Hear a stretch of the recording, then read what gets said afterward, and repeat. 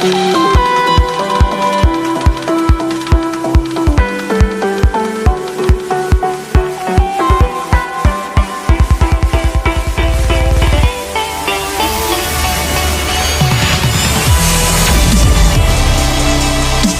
दोस्तों को नमस्कार। मैं हूं संजीव श्रीवास्तव। दोस्तों, पिक्चर प्लस में आज हम बात करेंगे इंडियन आइडल शो की। इंडियन आइडल इन दिनों शवा पर चल रहा है।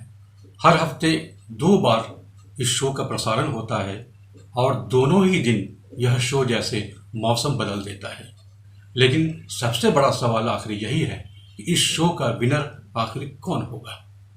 इसमें जितने भी कलाकार हैं वे सभी कलाकार अपने अपने क्षेत्र में काफ़ी पॉपुलर पहले से रहे हैं और इस बार इंडियन आइडल का जो फॉर्मेट है उसमें इसी तरीके का बदलाव किया गया है। पहले जितने भी इंडियन आइडल शोज हुए हैं उनमें एलिमिनेशन राउंड हर हफ्ते या 2 हफ्ते पर देखा जाता था, लेकिन इस बार शो में एलिमिनेशन को होल्ड किया गया है और आखिरी के 9 कलाकार एक तरह से फाइनल के लिए मुकाबला कर रहे हैं, जिनमें सारे कलाकारों की अपनी अपनी खूबी है और अपनी अपनी प्रतिभा है। लेकिन हमने इस शो को शुरुआत से ही वॉच किया है और सभी कलाकारों के गीतों को सुना है और हमने जो महसूस किया है कि कौन से कलाकार में कौन सी ऐसी गुणवत्ता है जिसके आधार पर वे इंडियन आइडल के विनर बन सकते हैं।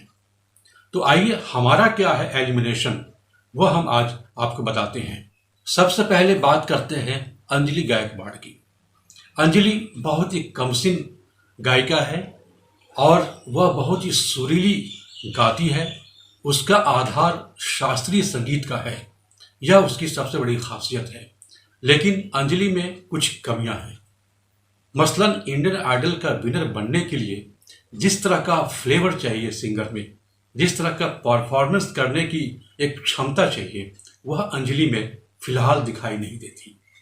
लेकिन अंजलि में अपने एक शास्त्रीय समझ है और शास्त्रीयता की बदौलत ही अंजलि इतनी दूर तक आ पाई है। इसलिए मैं सबसे पहले राउंड में अंजलि को एलिमिनेट करता हूं और दूसरे कलाकार की तरफ चलता हूं जिनका नाम है सवाई भट्ट। सवाई भट्ट की जो गायकी है वह एक तरह से लोक धुनों पर आधारित है। उसकी आवाज में एक राजस्थानी मिट्टी की खुशबू है। लेकिन सवाई भट्ट के पास वह परफॉर्मेंस दिखाई नहीं देती जो कि स्टेज पर दर्शकों का मनोरंजन कर सके। सवाई भट्ट में एक कमी यह है कि सवाई भट्ट वैसे गाते तो बहुत अच्छा है, उनकी आवाज़ बहुत सुरीली है और बहुत ही अच्छी वो तान लगाते हैं। लेकिन जो आज के ज़माने में और आज के मुताबिक जिस तरह के बीट्स का चलन है, उस स्तर पर अगर हम देखें तो सवाई भट्ट वहाँ थोड़े से पिछड़ते हुए नजर आते हैं। हालांकि उसकी अपनी एक डेस्टिनी है, यहाँ तक पहुँचना ही उसकी सबसे बड़ी कामयाबी है उसके जीवन की, और आगे जीवन में जो भी उपलब्धियाँ वह हासिल करेगा, यहाँ से बेहतर उपलब्धियाँ ही हासिल करता जाएगा। सवाई भट्ट की आवाज़ बहुत अच्छी है, लेकिन मैं दूसरे नंबर पर उसे एलिमिनेट करता हूँ। इसके बाद चलिए बात करते हैं निहाल की। निहाल वैसे तो बहुत ही एक रॉक स्टार की तरह दिखाई देते हैं, लंबे बाल और स्टेज पर बहुत अच्छी परफॉर्मेंस भी देते हैं। उनकी आवाज़ भी बहुत मधुर है और वह बहुत अच्छा गा भी लेते हैं। लेकिन निहाल के सामने जो दूसरे प्रतियोगी कलाकार हैं, ऐसा लगता है जैसे उनसे कहीं ज़्यादा प्रतिभावान है। इसलिए निहाल उन सब को बीट कर पाएंगे, उन सब के सामने रहते हुए भी निहाल आगे निकल जाएंगे और विनर बन जाएंगे, इसकी संभावना कम लगती है। इसीलिए मैं सवाई के बाद निहाल को एलिमिनेट कर रहा हूं, क्योंकि निहाल से ज़्यादा प्रतिभाशाली कलाकार इस शो में अभी हैं। निहाल के बाद चलिए आप बात करते हैं आशीष कुलकर्णी की। आशीष कुलकर्णी में निश्चित तौर पर दोनों ही खास बातें हैं। आशीष बहुत ही जोश में गाते हैं और स्टेज पर बहुत ही अच्छी परफॉर्मेंस भी देते हैं। वह अच्छी तान लगा लेते हैं और सामने जितने भी श्रोता हैं उन सबको बहुत ही अच्छे तरीके से मनोरंजन उनका वो कर पाते हैं। आशीष की आवाज़ में वो क्वालिटी है जो एक अच्छे सिंगर की आवाज़ में होनी चाहिए। लेकिन यहाँ फिर मुझे ऐसा लगता है, जो मेरा अपना अंदाज़ा है, जो हमने एक यहाँ ऑब्जर्व किया है बाकी सभी कलाकारों को देखते हुए, आशीष के सामने भी वही समस्या है जो निहाल के सामने थी कि जो दूसरे प्रतियोगी हैं वो कहीं न कहीं आशीष से कहीं ज़्यादा प्रतिभाशाली हैं और आशीष से कहीं ज़्यादा बेहतर परफॉर्मेंस देते हैं और आशीष से कहीं ज़्यादा बेहतर वो गाते भी हैं। इसलिए उन सब को आशीष हरा पाएंगे और विनर बन पाएंगे, इसकी संभावना कम लगती है। लेकिन इसमें कोई दो राय नहीं है कि आशीष कुलकर्णी एक बहुत ही अच्छे गायक हैं और भविष्य उनका बहुत ही उज्जवल है। निश्चित तौर पर वह एक काफ़ी दूर तक जाने वाले गायक साबित हो सकते हैं। चलिए अब बात करते हैं सायली कांबले की। सायली कांबले की आवाज़ में नमक है, सायली कांबले की परफॉर्मेंस में भी नमक है। वह जितना बेहतर गाती है उतनी ही बेहतर वो परफॉर्मेंस भी देती है। उसकी खूबसूरती, उसकी मुस्कुराहट, उसकी आवाज़, उसकी अदायगी, सब कुछ सामने वाले को एक तरह से मोह लेती है। और सायली में वो एक मटेरियल है जो एक रॉक स्टार बनने का जो अपना एक मटेरियल होता है वह सायली में दिखाई देता है। लेकिन सायली के साथ दिक्कत यह हो रही है कि सायली के सामने षणमुख प्रिया और अरुणिता कांजीलाल जैसी गायिका भी है। तो देखना अब ये होगा कि षणमुख प्रिया और अरुणिता कांजीलाल को सायली कांबले हरा पाती है या नहीं, इन दोनों से आगे निकल पाती है या नहीं, क्योंकि षणमुख प्रिया भी बहुत ही बेहतर तरीके से गाती है और अरुणिता कांजीलाल भी बहुत ही सुरीली गाती है। इसलिए इन तीनों में मुकाबला बहुत ही कड़ा है। लिहाजा सायली कांबले इन दोनों से आगे चली जाएगी, इसकी संभावना मुझे बहुत ही कम नजर आती है। लेकिन कुछ कहा नहीं जा सकता आगे क्या होता है। अब बात कर लेते हैं षणमुख प्रिया की। षणमुख प्रिया एक रॉक स्टार है। षणमुख प्रिया की जो आवाज़ है और उस आवाज़ में जो एक जोश है और ताकत है वह भरपूर है। हम हर हफ्ते षणमुख प्रिया की परफॉर्मेंस को देखते हैं और उसके रॉक स्टार वाले अंदाज को भी देखते हैं। वह उसमें सबसे बड़ी खासियत यह है कि जब वह ऊंची तान लगाती है और जब योडलिंग करती है उस समय भी उसका सुर बिखरता नहीं है। वह बिल्कुल अपने अंदाज में गाती है। किसी भी गाने को उठा ले वह अपने अंदाज में उसे अपने तरीके से ढाल लेती है।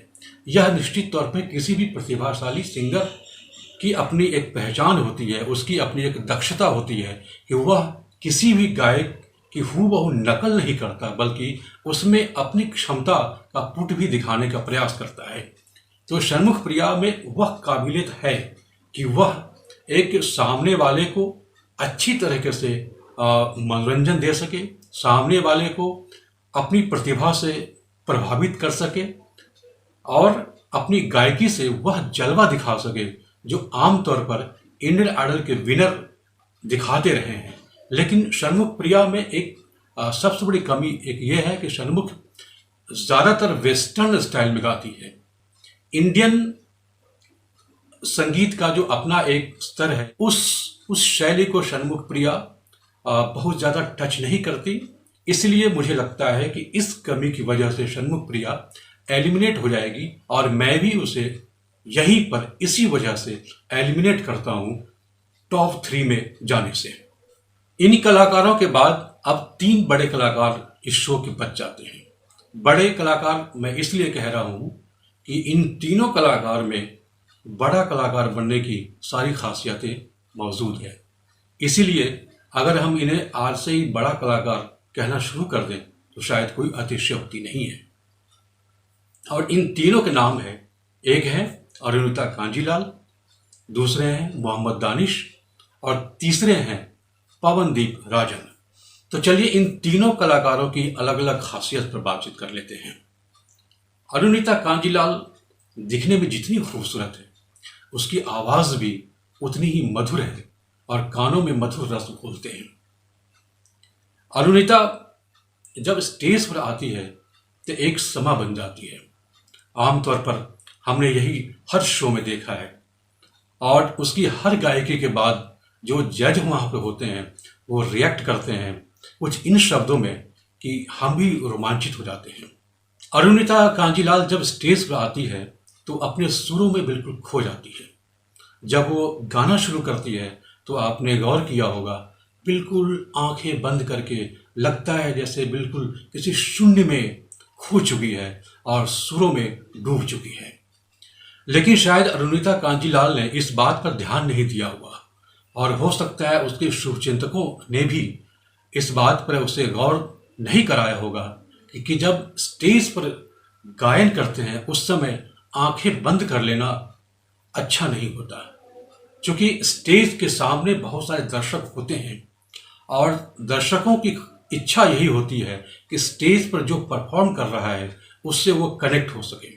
अरुणिता को इस तरफ ध्यान देना चाहिए। टॉप 3 में मैं जिस दूसरे कलाकार को रखना चाहता हूँ वह कलाकार है मोहम्मद दानिश। दानिश की सबसे बड़ी खूबसूरती यही है उसकी गायकी की कि वह जितना सुर में गाते हैं उतने ही वह बेहतर तरीके से स्टेज पर परफॉर्म भी करते हैं। यानी वह जो सामने दर्शक है उसको दानिश कनेक्ट भी करते हैं और अपनी गायकी के साथ बने भी रहते हैं। वह सातों सुर में गाते हैं, निचले सा से लेकर के ऊपर वाले सा तक सातों सुर में दानिश आवाज अपनी खेलते हैं। अरुणिता भी सातों सुर में गाती है और स्टेज पर अपनी आवाज से सातों सुर को पकड़ने की कोशिश करती है। दोनों की खासियत यहां पर एक समान दिखाई देती है, लेकिन परफॉर्मेंस के मामले में दानिश अरुणिता से एक कदम आगे निकल जाते हैं। लेकिन दानिश की जो आवाज है और उस आवाज का जो अपना एक आधार है उसको अगर गौर करें तो वह आवाज और वह अंदाज सूफी गायकों की तरफ ले जाता है, जो आमतौर पर कव्वाल होते हैं, जो आमतौर पर गजल गायक होते हैं, या फिर जो आमतौर पर सूफी गायक होते हैं, उस श्रेणी की तरफ मोहम्मद दानिश की आवाज चली जाती है। तो यहां पर जाकर के मोहम्मद दानिश थोड़ा सा कमतर हो जाते हैं इस लिहाज से कि इंडियन आइडल के विनर उन्हें बनना चाहिए। हालांकि इसके बावजूद वह टॉप 3 में मेरे मुताबिक हैं। टॉप 3 के जो आखिरी गायक बच रहे हैं उनका नाम है पवनदीप राजन। शुरुआत से ही यह देखा गया है कि पवनदीप की आवाज और पवनदीप का जो सुर लगाने का अपना अंदाज है वह लोगों को काफी पसंद आता रहा है। पवनदीप की सबसे बड़ी खासियत जो मुझे लगती है वो यह है कि पवनदीप किसी भी गायक के गीत को जब भी उठाते हैं तो उसे अपने अंदाज में ही गाते हैं। मैं फिर यही कह रहा हूं कि किसी भी गायक की सबसे बड़ी विशेषता यही होती है कि वह किसी की हूबहू नकल नहीं करता, बल्कि उनकी गायकी को अपने अंदाज में, अपनी स्टाइल में उसे पुनः प्रस्तुत करते हैं, उसे अपना एक ओरिजिनल टच देते हैं। यह खासियत पवनदीप राजन में है। जाहिर सी बात है, पवनदीप की जो परवरिश है वह पहाड़ों की वादियों में हुई है और वहाँ की जो अपनी एक वहाँ का जो अपना एक खुला वातावरण है उसका असर भी उसकी आवाज़ पर दिखाई देता है। पवनदीप की एक और सबसे बड़ी खासियत यह है जो बाकी कलाकारों में दिखाई नहीं देती, वो ये कि पवनदीप कई तरह के साज को बजा लेते हैं। वह गिटार भी बजा लेते हैं, वह हारमोनियम भी बजा लेते हैं, वह तबला भी बजा लेते हैं, वह ढोलक भी बजा लेते हैं, और इसके साथ साथ अपने सुर में, अपने अंदाज में एक ओरिजिनलिटी के साथ वह गाते भी हैं। पवन की ये जो गायकी है उसे अगर गौर करिए तो 7 सुर में वह ज्यादातर प तक आकर टिक जाते हैं। प जो एक मध्यम सुर होता है वह बहुत ही मधुर सुर माना जाता है और पवन ज्यादातर वो प पर आकर के टिक जाते हैं। इसलिए मैं पवन को पंचम भी कहना चाहूंगा तो शायद कोई अतिशयोक्ति ना हो। और यह संजोग देखिए कि पवन का नाम भी प से है और ज्यादातर वो प सुर पर आकर के टिक जाते हैं। हालांकि वो ऊंची तान लगाते हैं और जब ऊंची तान लगाते हैं इसके बावजूद उनकी आवाज़ बिखरती नहीं है। यह एक बहुत बड़ा गुण होता है किसी भी गायक का कि जब वो ऊंची तान लगाए तो उसके स्वर में किसी भी तरह का बिखराव ना आए। जैसा कि और भी इन्हीं कलाकारों में आप देख सकते हैं कि कई ऐसे गायक हैं जब वो ऊंची तान लगाते हैं तो उनकी आवाज़ बिखर जाती है, लेकिन पवन की आवाज़ नहीं बिखरती है। इसलिए पवन में एक ये बड़ी खासियत है। तो हमारी तरफ से ये इस तरह का एलिमिनेशन होना चाहिए इंडियन आइडल में।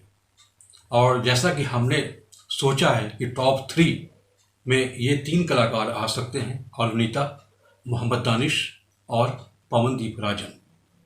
हालांकि इसके बावजूद मैं यह कहना चाहूँगा कि इस राउंड में जितने भी कलाकार पहुँचे हैं वे सभी विनर हैं, क्योंकि उन्होंने लाखों प्रतियोगियों को अपने पीछे छोड़कर यह मुकाम हासिल किया है और टॉप 9 में शामिल हुए हैं। अपने आप में यह एक बहुत बड़ी बात है।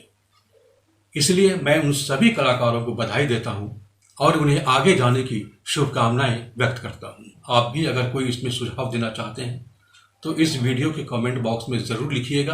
आपके मुताबिक इंडियन आइडल का विनर कौन हो सकता है, यह ज़रूर बताइएगा।